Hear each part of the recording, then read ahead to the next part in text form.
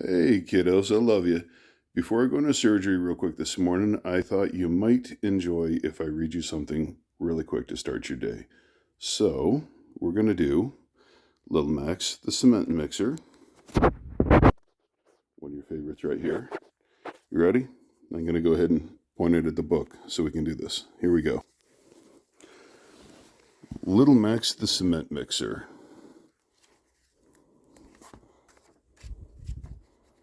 By Renee Bartowski.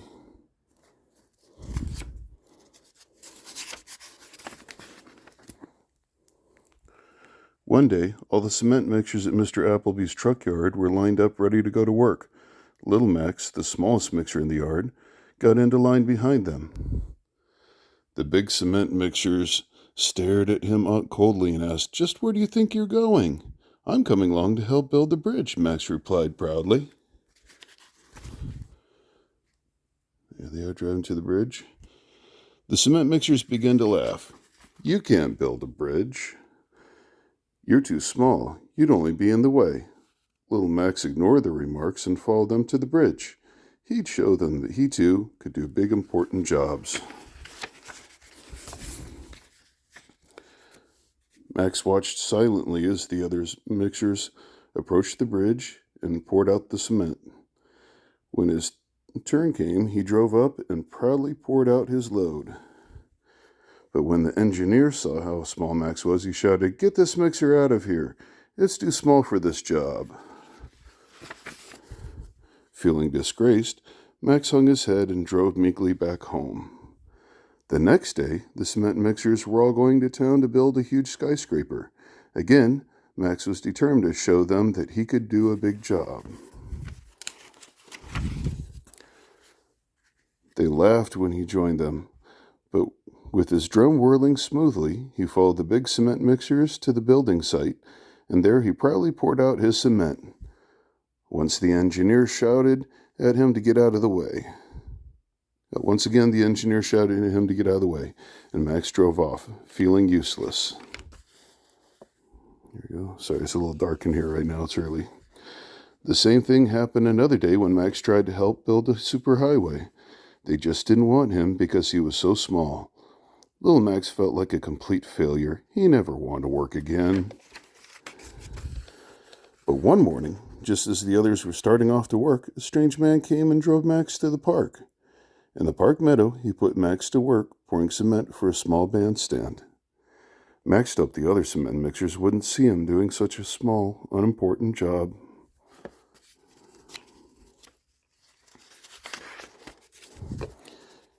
Feeling miserable and worthless, Max worked in the park for many days.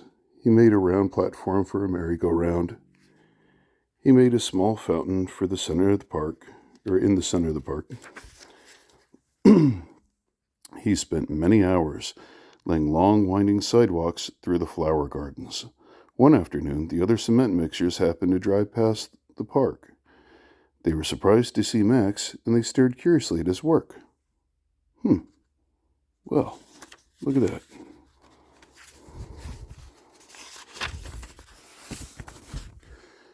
Max was ashamed.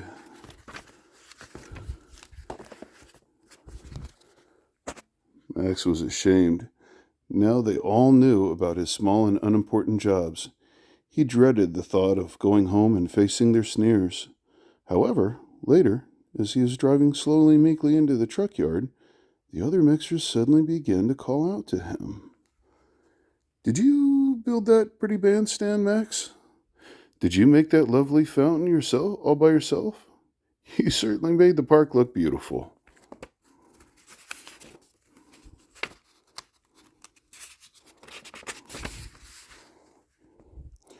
Max stared at them in surprise. He couldn't believe what he was hearing. He had never thought of his work as being beautiful and worthwhile, and here they all were, all the big important cement mixers, actually admiring his work. Max beamed with pride as he suddenly realized that small jobs can be important too.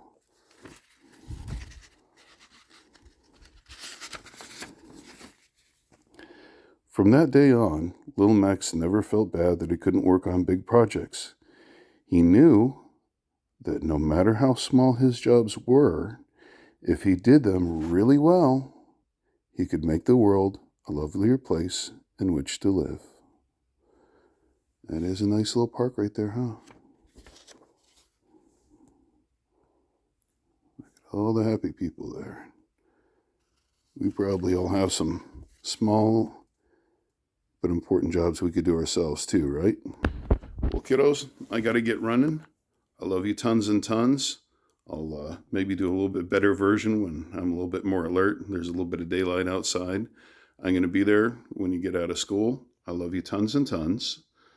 And I'll see you soon. Have a wonderful day at school. And enjoy your time with your friends, okay? Love you.